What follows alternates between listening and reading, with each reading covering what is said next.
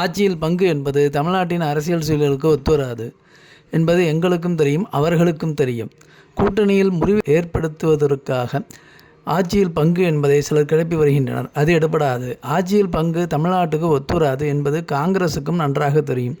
திமுக காங்கிரஸ் கூட்டணியில் எந்த குழப்பமும் இல்லை என்று முதல்வர் மு.க.ஸ்டாலின் அவர்கள் தெரிவித்துள்ளார். பிப்ரவரி 22 முதல் தொகுதி பேச்சுவார்த்தை குழு அமைக்கப்பட்டு பேச்சுவார்த்தை நடத்தப்படும் என்று திமுக அறிவிப்பு வெளியிட்டிருந்தது.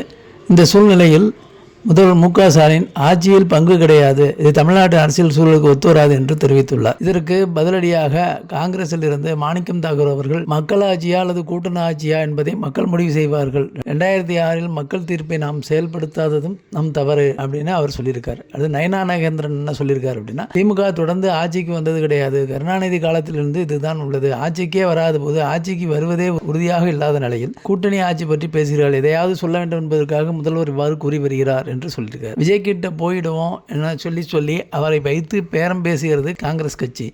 ஆட்சியில் பங்கு என காங்கிரஸ் கேட்டபோதே எந்த கட்சி பங்கு தருகிறதோ அங்கு செல்லுங்கள் என முதலமைச்சர் சொல்லியிருந்தால் அமைதியாக இருந்திருப்பார்கள் என்று சீமானவர்கள் சொல்லியிருக்கிறார்கள். அடுத்தது, தொகுதி பங்கடி பேச்சை திமுக தாமதப்படுத்தவில்லை. திமுக குழு அமைக்கும் முன்பே குழு அமைத்துவிட்டு பேச்சுவார்த்தைக்கு வரவில்லை என காங்கிரஸ் கூறுகிறது என்று சண்முகம் சிபிஎம் மாநில செயலாளர் சொல்லியிருக்கிறார். அவைக்கு அருண்ராஜ் என்ன சொல்லியிருக்கார் அப்படின்னா, ஆட்சியில் பங்கு தமிழ்நாட்டிற்கு எடுபடாது என்று முதல்வர் சொல்லியிருக்கிறார். முதல்வர் ஸ்டாலின் அமர்ந்திருக்கும் நாற்காலியில் ஒரு கால் தான் திமுகவினுடையது, மற்ற 3 கால்கள் கூட்டணி கட்சிகளுடையது.